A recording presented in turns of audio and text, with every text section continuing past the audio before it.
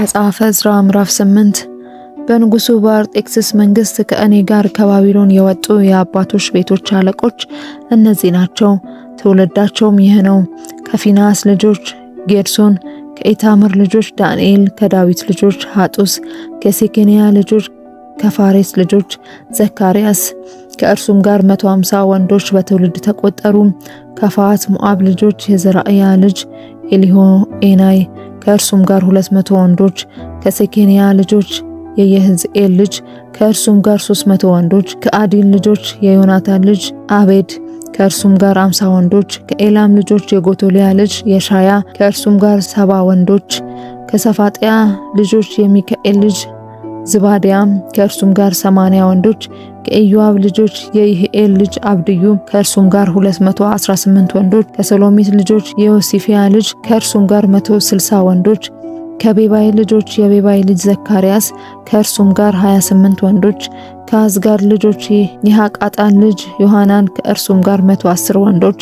ከኋለኞቹ ከአዶኒቃም ልጆች ስማቸው ይህ ነው፣ ኤሊፋላት፣ የዩኤል፣ ሸማያ፣ ከእርሱም ጋር 60 ወንዶች። ከበጓይ ልጆች ኡታይና ዘቡድ፣ ከእነርሱም ጋር 70 ወንዶች። ወደ አህዋም ወደሚፈስ ወንዝ ሰበሰቧቸው።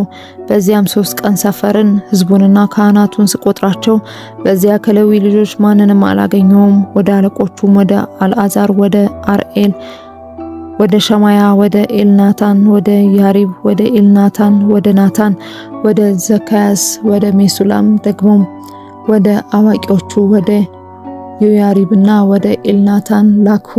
በካሲፊያ ስፍራ ወደ ነበረው ወደ አለቃው ወደ አዶ ላኳቸው።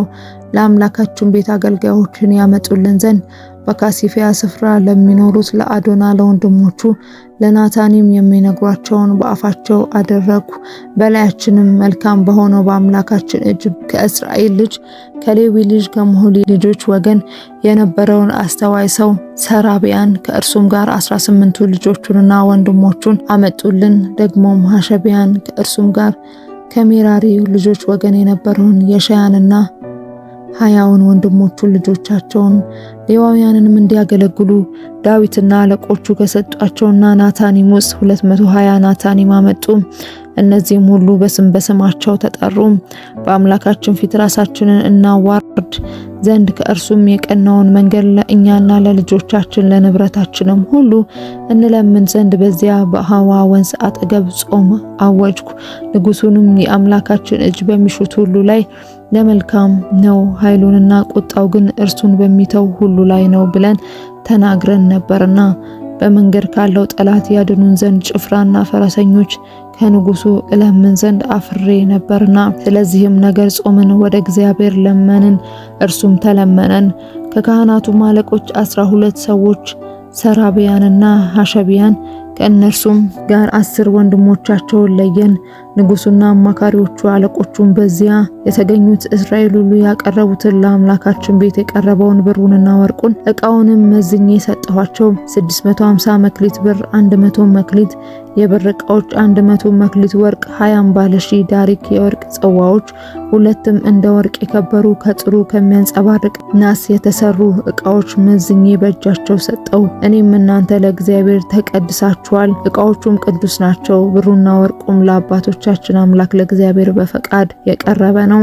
በካህናትና በሌዋውያን አለቆች በእስራኤልም አባቶች ቤቶች አለቆች ፊት በኢየሩሳሌም በእግዚአብሔር ቤት ጓዳዎች ውስጥ እስክትመዝኑ ድረስ ተግታችሁ ጠብቁ አልኳቸው።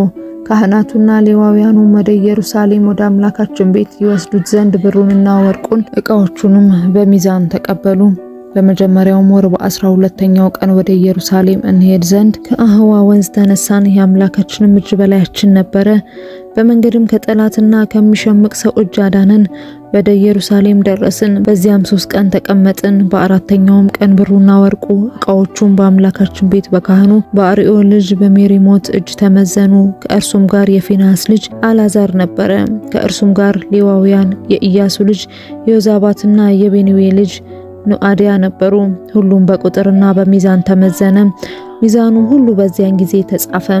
ከምርኮ የሚወጡት ምርኮኞች ለእስራኤል አምላክ ለሚቃጠል መስዋዕት ስለ እስራኤል ሁሉ 12 ወይፈኖች፣ 96 አውራ በጎች፣ 77 ጠቦቶች፣ ለኃጢአት መስዋዕት 12 አውራ ፍየሎች አቀረቡ።